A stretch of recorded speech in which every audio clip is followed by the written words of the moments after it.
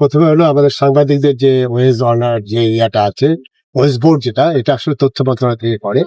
আমরা শ্রম মন্ত্রণালয় থেকে যেটা করি, আমাদের ন্যূনতম মজুরি বোর্ড আছে। আমরা বেশ কিছু ট্রেডে আমরা ন্যূনতম মজুরি ঠিক করে দিয়ে, যেমন ধরেন army sector, leather sector, ship breaking sector সহ এগুলো ফর্মাল জায়গাটায়। কিন্তু আমরা এখনো তথ্য মন্ত্রণালয়ের সাথে আপনাদের এই বিষয়টা এখন ডিসপিউট রয়েছে।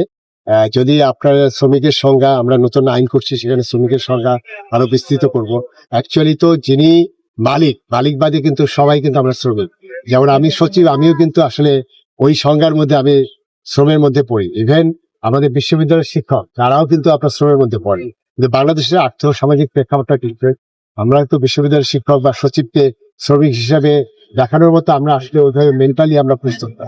এটা যেমন একটা দিক। দ্বিতীয় যে জিনিসটা হলো যে হ্যাঁ, শ্রম অধিকারের কথা যদি বলেন, সেটি অনেক জায়গায় লঙ্ঘিত হচ্ছে।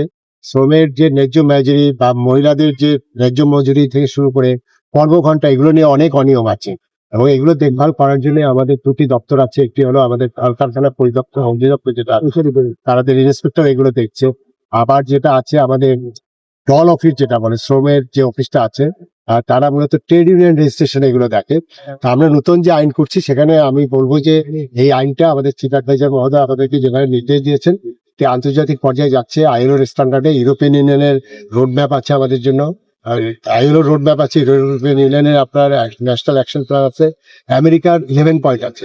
এগুলো মিলিয়ে আমরা খুব সম্প্রতি আমরা একটা নতুন শ্রম আইন করছি এবং আমরা এই গত বৃহস্পতিবারে আমরা ক্যাবিনেটে অ্যাপ্রুভ পেয়েছি 3টি কনভেনশন সই করব। এবং সেই কনভেনশন গুলো হলো কর্মক্ষেত্রে আপনার অস কনভেনশন বলে, অকুপেশনাল সেফটি অ্যান্ড হেলথ, অর্থাৎ কর্মক্ষেত্রে যিনি কাজ করবেন তিনি নিরাপদ কাজ করবেন এবং তার হেলথ সেফটিটা দেখতে হবে। যেমন ধরেন একজন নির্মাণ শ্রমিক 10 তলার উপরে উইদাউট এনি আপনার মেজার না নিয়ে, অর্থাৎ সিকিউরিটি মেজার না নিয়ে তাকে কাজ করানো হচ্ছে, এটি অন্যায়। এবং সেই জায়গাগুলোতে আমরা অ্যাড্রেস করছি। আর ফাইনালি যে জিনিসটা আছে যে যদি কোথাও মজুরি এভাবে যেটা দেওয়ার কথা সেটা যদি না দেয়, সেটা আমাদের একটা হটলাইন নাম্বার আছে 16357। এই হটলাইন নাম্বারে আপনারা এটা কমপ্লেন করতে পারেন। আর শ্রম আদালত যেগুলো আছে সেখানে করতে পারেন। আমাদের ডাইফ অফিস বা ডল অফিস যেটা আছে সেখানেও কমপ্লেন করতে পারেন। সেখানে হয়তো আমাদের অ্যাডমিনিস্ট্রেটিভ যেগুলো আছে, যেটা আছে আপনার গভর্নেন্স ইস্যু আছে, সেখানে আপনার ইভেন অনেক সময় কাজের গাফিলতি আছে। সেই জায়গাগুলোতে আমরা শুরু করছি যে টোটাল আমাদের সার্ভিসটাকে আমরা ডিজিটালাইজ করছি। ডিজিটালাইজ করলে তখন এই অনিয়ম বা এই অভিযোগগুলো থাকে। আর একটা জিনিস আপনাদের মাধ্যমে বলতে চাই, আমাদের মন্ত্রণালয় থেকে শ্রমিকদের কল্যাণের জন্য আমাদের কিছু ফান্ড আছে। আজকেও অনেকগুলো চেক আমরা দিলাম।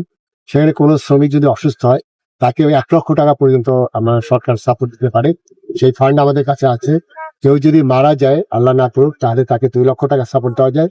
কোনো বাচ্চা যদি ভালো ইউনিভার্সিটিতে পড়াশোনা করে, তাহলে তাকে শিক্ষা সাপোর্ট দেওয়া যায়। মাতৃত্বকালীন বেনিফিট দেওয়া যায়।